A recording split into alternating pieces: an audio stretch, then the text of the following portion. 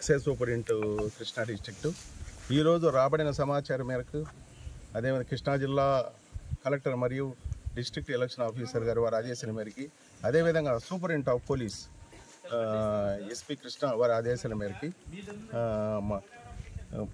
Hanuman junction CA గారు నరసింహమూర్తి గారు మరి ఆత్కూరు సబ్ ఇన్స్పెక్టర్ గారు మా గన్నవరం ఎస్సీబీ ఇన్స్పెక్టరు అదేవిధంగా మా ఎక్సైజ్ టీమ్స్ నరసింగరావు మరియు మా జిల్లా స్క్వాడ్ ఎస్ఐ రామానంజనేయులు అందరితో కలిసి రాబడిన సమాచారం మేరకు ఇక్కడ మెట్లపల్లి ఈ మామిడి తోటలో లిక్కర్ ఉంది, గోవా లిక్కర్ ఉంది సమాచారం మేరకు ఈ ఇంటి దగ్గరకు వచ్చి చెక్ చేయగా సుమారు 58,032 బాటిల్స్ నిప్పు బాటిల్స్ చిక్కాయి. గోవా లిక్కరు గోవా స్టేట్కి సంబంధించినవి. నిప్పు అంటే ఒక్కొక్కటి 180 ml బాటిల్ ఉంటుంది. అన్నీ కూడా విస్కీ బాటిల్సేను. సుమారు అంటే మొత్తం లెక్కించగా 1210 బాక్సులు ఉన్నాయండి. అంటే కార్టన్స్ ఉన్నాయి. అంటే ఒక్కొక్క కార్టన్లో 48 నిప్పులు ఉంటాయి. ఆ విధంగా టోటల్ 58,032 బాటిల్స్ని మేము ఇప్పుడు సీజ్ చేయడం జరిగింది. అదేవిధంగా ఈ మామిడి తోట యజమాని, ఈ ఇంటి యజమాని దుర్గా ప్రసాదం కూడా అరెస్ట్ చేయడం జరిగింది.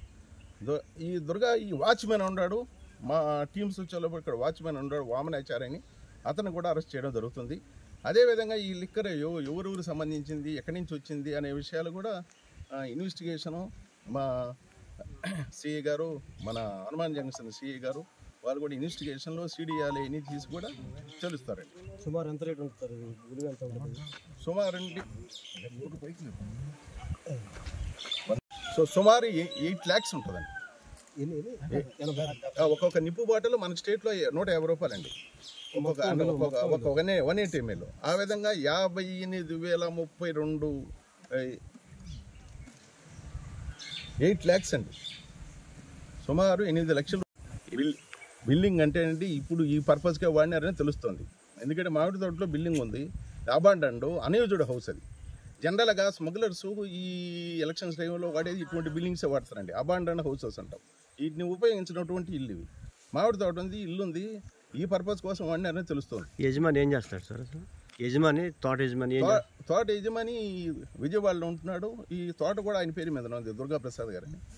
ఇక్కడ ఈ వాచ్మెన్ మాత్రం ఉంటున్నాడు వామనాచార్య. ఎవరిని అదుపులో తీసుకున్నాం? అన్నీ కూడా ఇన్వెస్టిగేషన్, ఇద్దరిని అదుపులో తీసుకున్నాం, ఇద్దరిని అరెస్ట్ చేసాం. ఇవన్నీ కూడా ఇన్వెస్టిగేషన్లో తేలుతాయండి, దర్యాప్తులో తేలుతాయి. సిడిఆర్స్ అన్నీ చేసి మామూలుగా ఇన్వెస్టిగేషన్ చేస్తారండి, దాంట్లో తేలుతాయండి. నమస్కారం.